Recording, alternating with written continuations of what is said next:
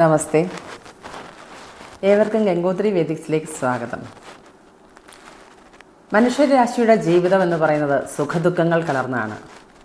ജീവിതത്തിൽ ഒരിക്കലും സുഖം തന്നെയോ ദുഃഖം തന്നെയോ ആർക്കും ലഭ്യമാവുകയില്ല.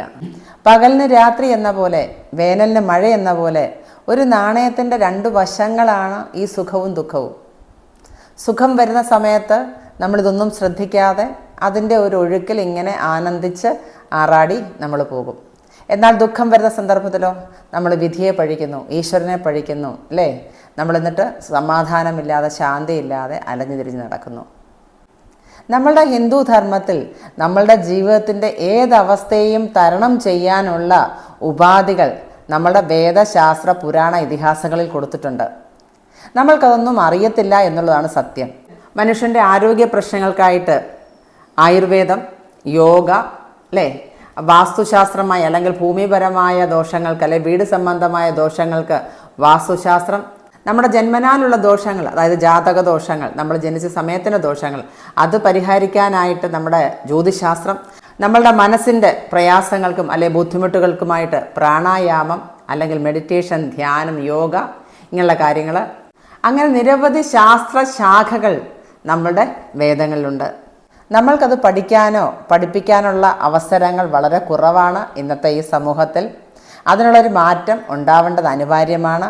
വളർന്നു വരുന്ന തലമുറയെ ഈ വേദശാസ്ത്ര പുരാണ ഇതിഹാസങ്ങൾ പഠിക്കാനുള്ള അവസരങ്ങൾ ഉണ്ടാകണം എന്ന് തന്നെയാണ് ആഗ്രഹം. അതിനുള്ള അവസരങ്ങൾ അതുമായി ബന്ധപ്പെട്ടവർ നടത്തണം, ചെയ്യണം എന്നാണ് എൻ്റെ പ്രാർത്ഥന.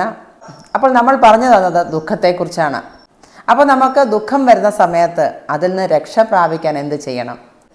വെയിലും മഴയും വരുന്ന സന്ദർഭത്തിൽ നമ്മൾ കുട ചൂടും അതിൽ നിന്ന് രക്ഷ പ്രാപിക്കാൻ. വേനലിനെയോ മഴയോ നമുക്ക് തടുക്കാൻ സാധിക്കില്ല, പക്ഷേ നമ്മൾക്ക് അത് ഏൽക്കാതെ കുട പിടിച്ച് നമുക്ക് പ്രൊട്ടക്ഷൻ എടുക്കാൻ സാധിക്കും. അങ്ങനെ നമ്മളുടെ ജീവിതത്തിൽ വന്നു ഭവിക്കുന്ന ദുരിതങ്ങൾക്കും പ്രയാസങ്ങൾക്കും അല്ലെങ്കിൽ കഷ്ടതകൾക്കുമൊക്കെ പരിഹാരമായി ധാരാളം മന്ത്ര തന്ത്ര ഉപാസന രീതികൾ നമ്മുടെ വേദശാസ്ത്ര പുരാണ ഇതിഹാസങ്ങളിൽ കൊടുത്തിട്ടുണ്ട്. അതിലൊരു മന്ത്രത്തെയാണ് ഞാൻ ഇന്ന് നിങ്ങൾക്ക് പരിചയപ്പെടുത്തുന്നത്. ഘോര സങ്കടനാശന മന്ത്രം, അല്ലെങ്കിൽ സങ്കടനാശന മന്ത്രം എന്നും ഇതിന് പേരുണ്ട്. മന്ത്രം ഇതാണ്: ഓം ഹരം ഹരിം ഹരിചന്ദ്രം ഹനുമന്തം ഹലായുധം പഞ്ചകം വൈ സ്മരേ നിത്യം ഘോരസങ്കടനാശനം. ഒരിക്കൽ കൂടി പറയാം. ഓം ഹരം ഹരിം ഹരിചന്ദ്രം ഹനുമന്തം ഹലായുധം പഞ്ചകം വൈ സ്മരേ നിത്യം ഘോര സങ്കടനാശനം. ഇതിൻ്റെ അർത്ഥം എന്ന് പറയുന്നത് ഹരം, ഹരം ശിവനാണെന്നറിയാം, ഹരി വിഷ്ണു, ഹരിചന്ദ്രം എന്ന് പറഞ്ഞാൽ ഹരിചന്ദ്രസ്വാമിയാണ്, അറിയാം നമുക്ക്, നീതിമാനായ നമ്മുടെ രാജാവായിരുന്നു, അല്ലേ?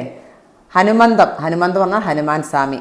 ഹലായുധം എന്ന് പറഞ്ഞാൽ ബലഭദ്രരാമസ്വാമിയുടെ കലപ്പയാണ് ഹലായുധം എന്ന് പറയുന്നത്. അപ്പം ഈ 5 ഹായിൽ തുടങ്ങുന്ന ഈ മന്ത്രം നിത്യം ജപിക്കുന്നത് അത്യുത്തമമാണ്. നമ്മുടെ ജീവിതത്തിലുണ്ടാകുന്ന ദുരിതങ്ങൾക്കും പ്രയാസങ്ങൾക്കും അല്ലെങ്കിൽ അപകടങ്ങൾക്കും ശത്രുദോഷത്തിനും ഒക്കെ പരിഹാരമായിട്ട് ഈ മന്ത്രം ജപിക്കാവുന്നതാണ്. ഈ മന്ത്രം ജപിക്കേണ്ടത് രാവിലെ നമ്മൾ ഉണർന്ന സമയത്തിലാണ്. ഉണർന്ന് ആ സമയത്ത് വേണമെങ്കിൽ ജപിക്കാം. അതല്ല, നമ്മളുടെ പ്രഭാത കൃത്യമൊക്കെ കഴിഞ്ഞ് നമ്മൾ പൂജാ സമയത്തും വിളക്കത്തിയും സമയത്തും നമുക്ക് ജപിക്കാവുന്നതാണ്. രാവിലെ ജപിക്കാൻ പറഞ്ഞതിൻ്റെ ഉദ്ദേശം, നമ്മുടെ ഒരു ദിവസം തുടങ്ങുന്നത് മുതൽ ഈ മന്ത്രം ജപിക്കുമ്പോൾ നമുക്ക് ഈ ദേവതകളുടെ, ഈ 5 ദേവതകളുടെ അനുഗ്രഹം, ആശീർവാദം, അല്ലെ സാന്നിധ്യം, സാമീപ്യം, ഇങ്ങനെയുള്ള കാര്യങ്ങൾ നമ്മളുടെ കൂടെ എപ്പോഴും ഉണ്ടായിരിക്കണം. നമ്മൾ ഈ ദുരിതങ്ങളിലും പ്രയാസങ്ങളൊന്നും വരാതെ ഇവരൊരു കവചമായി, സംരക്ഷകരായി കൂടെ ഉണ്ടായിരിക്കണം എന്നുള്ളതാണ് ഈ മന്ത്രം കൊണ്ട് അർത്ഥമാക്കുന്നത്. അപ്പോൾ എല്ലാവരും നിത്യവും നിങ്ങളുടെ നിത്യജീവിതത്തിൽ ഈ മന്ത്രം ഉൾപ്പെടുത്താൻ ശ്രമിക്കുക. വീണ്ടും അടുത്ത വീഡിയോയിൽ കാണാം. നമസ്കാരം.